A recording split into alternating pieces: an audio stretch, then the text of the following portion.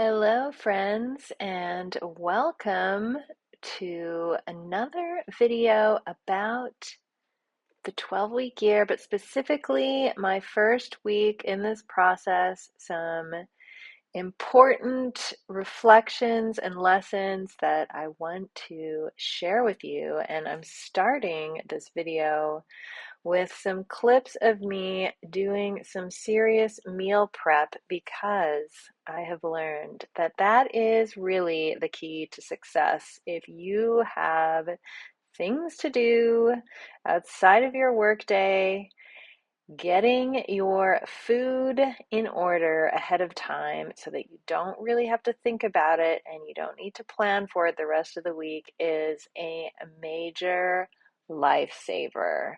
I can share that during my first week, there was one evening where I stayed late at my office to work on video editing, and I was not prepared and I didn't eat dinner, which I know is not good for me. And I was so zapped of energy, not just that evening, but basically the entire next day because my blood sugar was a mess because, well, that is just the way it is with me. So, meal prepping is really a game changer. It is worth the couple hours that it takes on a Sunday to get it done and get your meals ready for the week. So I just want to start out with that tip. And there is another tip that goes along with that tip, and that is to be really clear with your friends and family that you are working on something that's important to you and it is going to perhaps change some things. And for me, also tied to food, that meant that I told my partner I was not going to be the one responsible for preparing our meals for the next 12 weeks and that he would need to do his own meal prep. That was really hard for me because I honestly take a lot of pride in being a great cook and being very aware and conscious of the health choices in our household.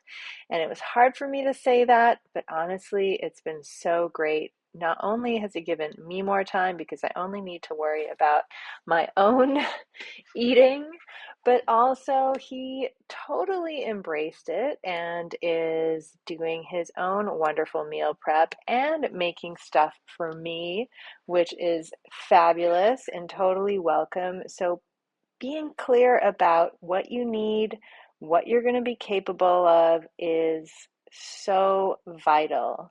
So I invite you to examine some of the things that you're committed to and just see where the flexibility is and who can you recruit in your life to help out or to maybe take on some of the responsibilities that you have taken on their behalf and just see what that frees up for you.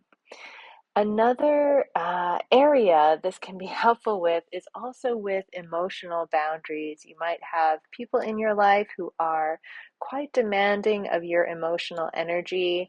And I know this is a really tricky topic because, well, we love people and people are complicated and will need us at inconvenient times, and we cannot really control that. However, you can monitor your own energy and see how things are affecting you and know when you need to take a step back. So, I definitely ran into this in my first week with some family drama and I got involved even though I know it doesn't really help move the needle or get us anywhere. And I found it really draining. It really kind of zapped me. And it was a good reminder that, I know when I can be helpful, and I also know when it's just not helpful to get involved. Might as well stay out of it. And, sometimes we need those little reminders. So, wanted to share that with you. Another thing that I highly recommend is once you make your schedule for the week and you've set aside time to work on your goals, whatever they are, really do your best to honor that time. You might not feel like it. Like often my painting time is in the evening after I've already had a long day and I'm feeling pretty tired and I just want to chill. And then I start working on my art, and honestly, it's so energizing that I completely forget that I was even feeling exhausted not too long ago. So, if you can do your best to stick to those commitments, they will reward you. The time spent will reward you. You just need to kind of get over that initial hump of resistance and that inclination to just lie around and watch TV and get to work on what you set out to do. And this next tip might sound kind of contradictory to what I just shared. However, I do think it goes hand in hand, and that is making sure that you are building some rest and relaxation into your schedule. So I am not a believer in going full throttle all the time because I honestly am just not capable of it. It really wears me down if I overpack my schedule. And of course, I made that mistake in my first year, my first week of the 12-week year by getting overly ambitious with my time and really not building in any space to just let things be. Like that simply means for me leaving a couple evenings a week just free to see how I feel and be flexible. Maybe I ultimately will want to work on painting or video editing or whatever it might be. And that's fine, but I like to know that I have some free space built in to just see what comes up and see what I feel like doing, because that is just helpful in replenishing my energy. And you need energy to be creative, you need energy to devote time and space to the things that matter to you. So sometimes you need to actually schedule in free time, which might sound crazy, but if everything else is in your schedule, then free time can be in there too. So, all of those were really important takeaways I had from my first week of this 12-week year. To recap those tips, they are number one, meal prep. Simple as that. Number two, set some clear boundaries and expectations with your family and friends and recruit help where you can. Number three, do your best to stick to the time you've committed to work on your goals. And number four, make sure you build in some rest and relaxation and just free flowing time into your schedule so that you avoid burning out and you have the energy to work on those things that are important to you.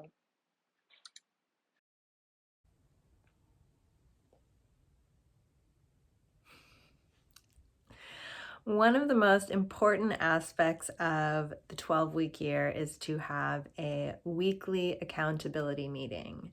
And that meeting can be with a partner that is also working on a 12-week year or some kind of goal process. Maybe you're in a group or working with a coach, or the weekly accountability meeting can simply be with yourself, which is how I'm doing it this round. Essentially, no matter what your setup is or situation, the person that you are ultimately accountable to is yourself. So it is important to be able to develop this habit of checking in with yourself, seeing how you did the week prior, and then setting yourself up for the week ahead.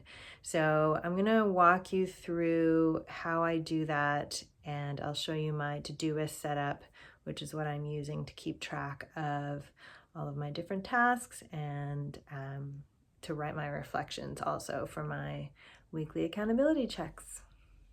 This is my 12-week year set up in Todoist, and I like to use this board view in Todoist because I like to see each week as its own section, but you can pick any kind of view that works well for you visually, organizationally, etc. So what I've done is set up my 12-week goals in the first column. These are the big overarching goals that I'm working towards each week. And then within the goal, I have the major milestones as well as the due dates that I set. So I can check those off as I go. For example, I published a video, and my goal over the next 12 weeks is to publish 6 videos. And so I got to check that off, which obviously feels great. So those are the goals. And then I make a section for each week, and there's a mini section within that related to each of the bigger goals. So for my painting project, I outlined all my tasks for the week. And I did that for each one of my bigger overarching goals. And I checked those off as I went, and I set due dates throughout the week, or for some of them, I just set the due date for the end of the week. And then basically for the accountability meeting that I have with myself, I review my tasks and see if there's was anything remaining, and I give myself a score based on that. I'm not opening the reflection because it's personal, but I'm going to walk you through some of the reflection anyway. But in there, I give myself a score, and I got to put 100% for this first week. And I can promise you it doesn't always go that way. And I have some thoughts on that as well. 100% was actually a little bit too much. And I'm going to scale things back a little bit this week. So I give myself a score, and then I write out what went well, what could have gone better, and anything I want to keep in mind for the week going forward. Excuse me. Okay, so we're going to add in another week. We're on week 2, and it is January 19th through January 25th. Okay, and then we'll add the painting project. To add subtasks onto that, you just click on it to open it up and click add a subtask. Okay, so this week I've already gone into my Google Calendar and time blocked out how much time I'm going to spend on my painting project. So again, like last week, 6 hours creating. And the deadline is the end of the week. Okay, and then just thinking about the painting, which is now this massive canvas, and I'm not certain I'm going to get it done in 2 weeks, and I really don't want to rush it. But my goals for this week are to finish the underpainting by Saturday, and then also draw the outline of the design by Saturday. So those are my goals for the painting for this week. And then I'm going to add another task for my YouTube videos. And I'm not publishing a video this week, so I'm just going to say, um, well, this is part of it. So film 12-week year wham. And I want to also record reflections on the first week. I don't like when it does that. On week 1, and how to make future weeks successful. So basically, I'm thinking about what I need to do to be ready. I forgot to add a deadline to this. I'm just going to put the deadline for all of these things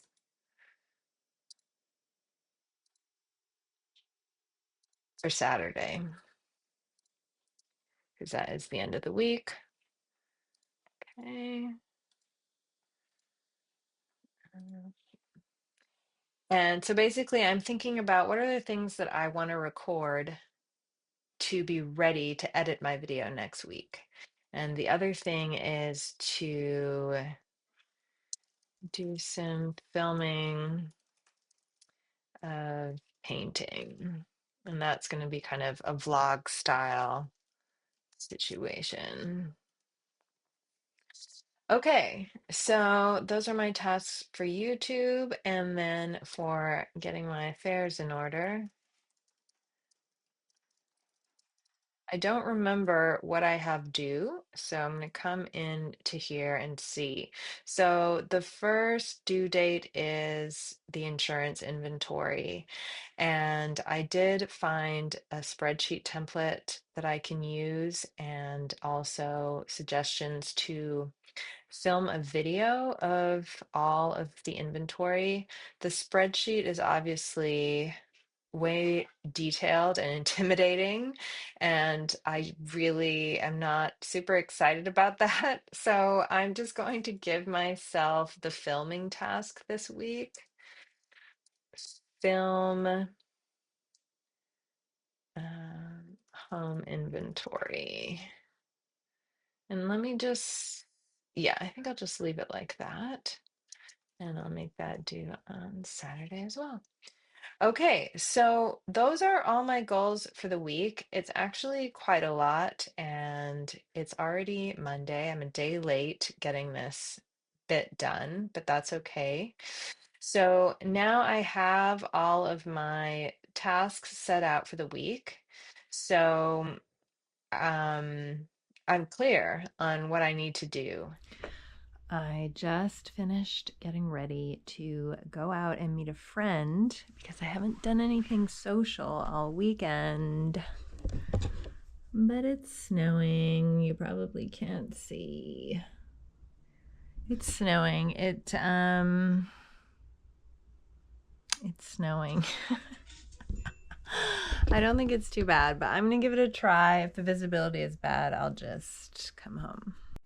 I don't like the cold, but I do like the outfits. It just gets annoying. You sign up with this understanding of this is what the fees are.